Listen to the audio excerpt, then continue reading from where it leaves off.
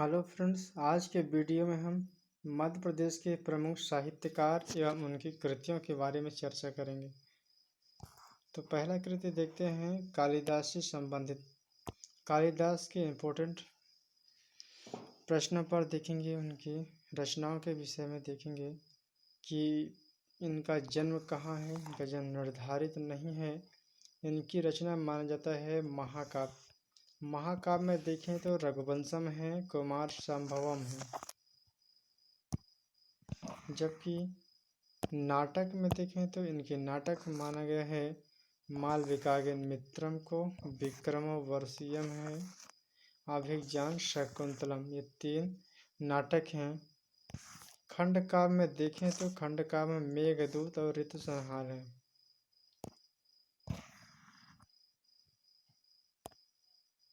विशेष में देखें तो इनको चंद्रगुप्त विक्रमादित्य के नवरत्नों में शामिल किया गया है। इन्हें भारत का शेक्सपियर कहा जाता है।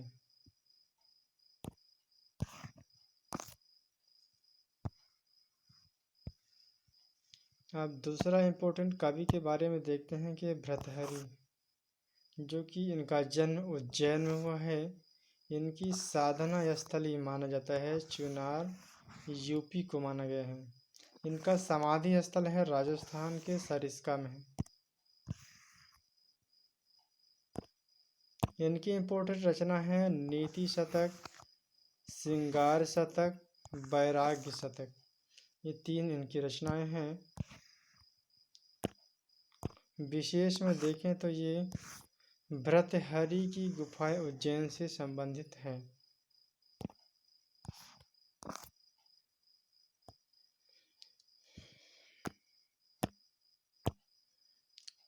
तीसरे कवि के बारे में देखें तो भवभूति। भवभूति की वास्तविक नाम माना गया है श्रीकंठ। इनका जन्म महाराष्ट्र के विदर्भ नामक स्थान पर हुआ है। इनकी रचना है मालती माधव, महावीर चरित, उत्तर रामचरित। इन्होंने उत्तर रामचरितमानस को संस्कृत का प्रथम दुखांत नाटक माना है। विशेष में देखें तो ये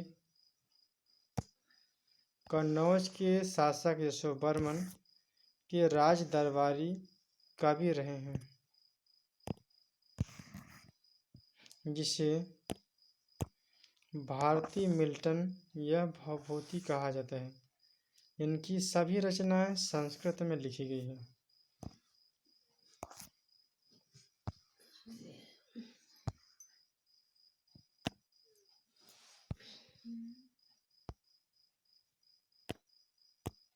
चौथे कवि देखें तो बाणभट्ट हैं। इनकी रचना है हर्षचरित। बाणभट्ट की प्रथम रचना मानी गई है, कादंबरी से संबंधित है। इसे दुनिया का पहला उपन्यास कहा जाता है।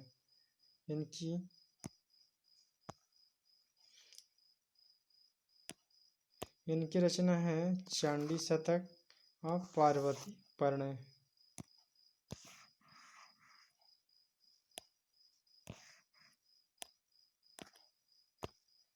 हर्षवर्धन के दरबारी कवि के रूप में प्रसिद्ध हैं। वत्सवाणी कवि चक्रवर्ती इन्हें उपाधि से विभूषित किया गया है। साहित्य का वनांचल केसरी कहा गया है।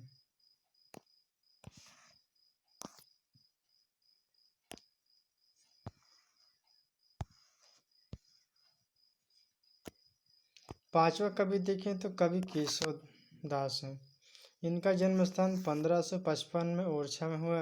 इनकी रचना है काव्य प्रिया, रसिक प्रिया, नकसिक वर्णन, रत्न बावनी, बीरसिंह देवचरित्र, जहांगीर जस चंद्रिका, रामचंद्रिका, 12 मासा, छंदमाला, विज्ञान गीता, राम अलंकृत मंजरी। इनकी काव्य की भाषा देखें तो इनकी भाषा है ब्रज भाषा। विशेष में देखें तो इन्हें कठिन काव्य का प्रेत कहा जाता है, क्योंकि इनका साहित्य या लिखने का तरीका इतना कठिन था कि लोग इतना जल्दी उसकी उच्चारण समझने में काफ़ी दिक्कतों का सामना करना पड़ता है, इसलिए उन्हें कठिन काव्य का प्रेत बोला गया है। रीतिकाल का प्रथम आचार्य महाकवि के रूप में जाना जाता है। इन्हें इंद्रजीत के दरबारी कवि के रूप में अपनाया गया है।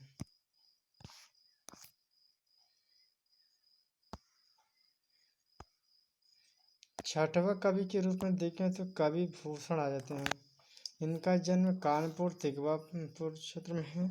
इनकी रचना शिवराज भूषण, शिवा बावनी, छत्रसाल दशक, भूषण उल्लास।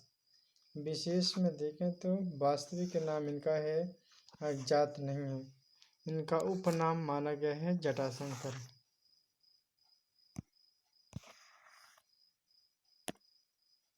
इनकी उपाधि चित्रकूट के राजा रुद्रदेव सोलंकी ने इन्हें भूषण की उपाधि दी है। काव्य रचना में देखें तो इन्होंने वीर रस प्रधान के बारे में अपने काव्य में चर्चा की है।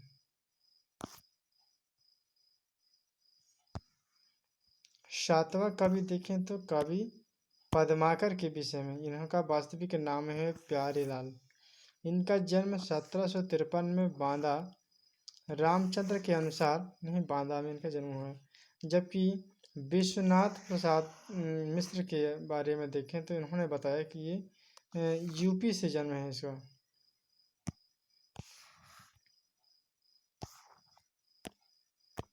इनकी रचना प्रबोध पचासा, गंगा लहरी, यमुना लहरी, राम रसायन, राजनीति की वंचिका, पद्म भरण, जगत विनोद, अलीजह प्रकाश, प्रताप सिंह, बिरुदावली हैं। विशेष में देखें तो इन्हें अलीजह प्रकाश की रचना के लिए महाराज दौलत राव सिंधिया के दरबार में से अलंकृत किया गया है।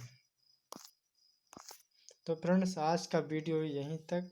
आज के वीडियो से हमें जो भी इम्पोर्टेंट फैक्ट लगा उन्हें हम कवर करने का प्रयास किया। Thank you so much.